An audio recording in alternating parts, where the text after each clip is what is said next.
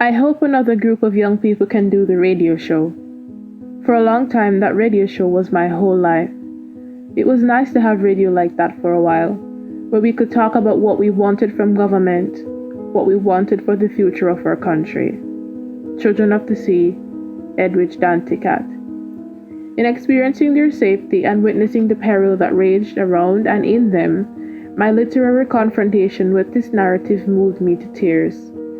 Though snippets of history live in the minds of many in the Caribbean and myself, this Haitian tale of desperation to escape absolutism reveals an experience of the Haitian population that I have never encountered in my dances with regional history. Danticat aims with this piece to widen the spotlight of external national perception to include the internal reality as is documented by civilians. This story is successful in invoking its intended somber realization tied to injustice, helplessness, and fear.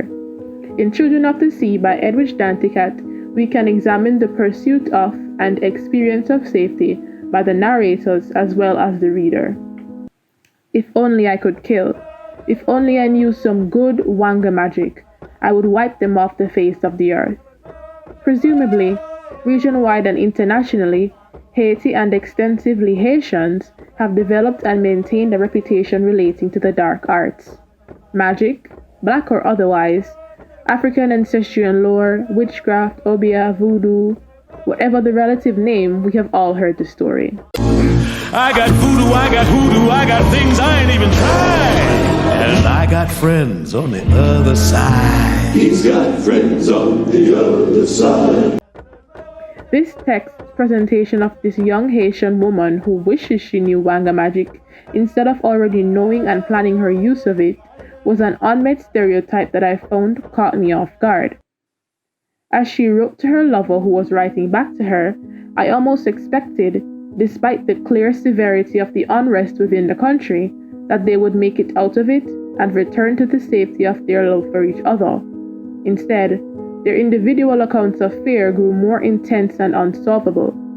Engaging with the text on a subconscious level, I grew more and more desperate to have some sort of positive end.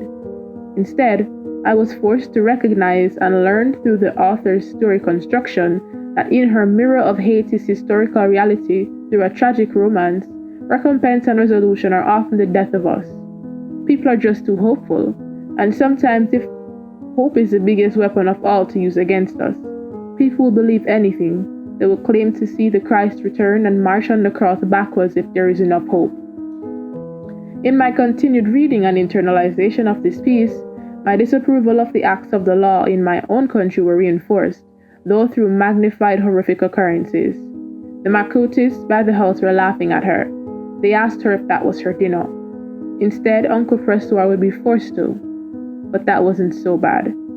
My heart sunk repetitively, particularly during the account of Celian's story of rape and violation, to only be followed by her stillborn child.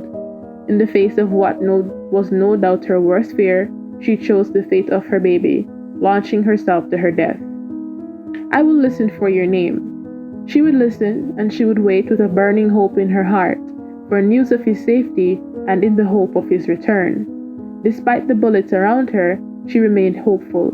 Despite his already rising inkling that he would have to face his end with a smile, he wrote to her encouragingly, his memory of her and his endless love, his fortitude in his sail into death. In what was without doubt one of my most devastating heartbreaks, I recall his cheerful last note to her, portraying a message deeper than his pen. There wasn't always a resolution to be had, and there isn't always safety to return to, because they say behind the mountains are more mountains. Now I know it's true. I also know there are timeless waters, endless seas, and lots of people in this world whose names don't matter to anyone but themselves. I must throw my book out now. It goes down to them, Kesiliyah and her daughter, and all those children of the sea who might soon be claiming me. I go to them now as though it was always meant to be, as though the very day that my mother birthed me, she had chosen me to live life eternal among the children of the deep blue sea, those who have escaped the chains of slavery to form a world beneath the heavens and the blood-drenched earth where you live. Perhaps I was chosen from the very beginning of time to live with Agwe at the bottom of the sea. Maybe this is why I dreamt of the starfish and the mermaids having the Catholic Mass under the sea. Maybe this was my invitation to go. In any case, I know that my memory of you will live even there, as I too become a child of the sea.